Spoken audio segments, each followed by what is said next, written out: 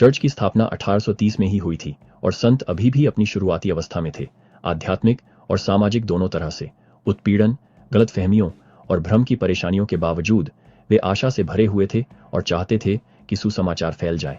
इस समय के दौरान संतों को प्रकट हुए सबसे महत्वपूर्ण संदेशों में से एक शक्तिशाली रहस्योद्घाटन के माध्यम से आया, जिसे आज सिद्धांत और अनुबंध 29 के रूप में जाना जाता है। यह रहस्योद्घाटन 1830 में जोसेफ स्मिथ को दिया गया था, भगवान की योजना और उसमें उनकी भूमिका के बारे में। इन सवालों में से एक था इज़राइल के जमावड़े का रहस्य। संतों ने इसके बारे में मॉर्मन की किताब में भविष्यवाणियां पढ़ी थीं, खासकर तीसरे नीफी 21 में यीशु मसीह की शिक्षाओं में। फिर भी वे सोचते थे कि यह कैसे होगा, उनके लिए इस जमावड़े का क्या मतलब था और वे इसका हिस्सा कैसे बन सकते थे। प्रभु ने प्रकट किया कि यह जमावड़ा न केवल आध्यात्मिक था बल्कि शारीरिक भी था, क्योंकि वह अपने दूसरे आगमन से पहले अपने लोगों को एक साथ लाएगा। मैं अपने लोगों को इकट्ठा करूंगा जैसे मुर्गी अपने चूजों को अपने पंखों के नीचे इकट्ठा करती है। सिद्धांत और अनुबंध 29 पद 2।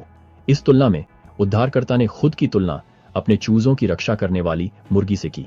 1830 में संतों के लिए यह रूपक उनके दिल को छू गया होगा। अपने नए विश्वास के कारण उन्हें पहले ही उपहास, अस्वीकृति और घरों और संपत्ति के नुकसान का सामना करना पड़ा था। कुछ लोग अभी भी कटु उत्पीड़न का अनुभव कर रहे थे, खासकर क्यर्टलैंड और इंडिपेंडेंस जैसी जगहों पर। इन सभी परीक्षाओं के बावजूद प्रभु ने उन्हें आश्वासन दिया कि वह उन्हें एक उच्च उद्देश्य के लिए इकट्ठा कर रहा है। वह उन्हें अपने पास इकट्ठा कर रहा है। जिस तरह एक मुर्गी अपने बच्चों को आश्रय देती है, उसी तरह मसीह अपने लोगों की रक्षा करेगा, उनका मार्गदर्शन करेगा और उनकी वापसी के लिए तैयार करेगा। जिस समय यह रहस्योद्घाटन दिया गया था, वह न केवल व्यक्तिगत परीक्षणों से चिह्नित था बल्कि राष्ट्रीय और वैश्विक अशांति से भी चिह्नित था। अमेरिका में औद्योगिक क्रांति की शुरुआत और धार्मिक आंदोलनों के विकास के साथ राजनीतिक परिदृश्य बदल रहा था। सोचने के नए तरीकों की ओर एक सामाजिक और सांस्कृतिक धक्का था जो अक्सर पारंपरिक मान्यताओं से टकराता था। मुख्य धारा के समाज के किनारे रहने वाले संत इन परिवर्तनों के बीच फंस गए थे।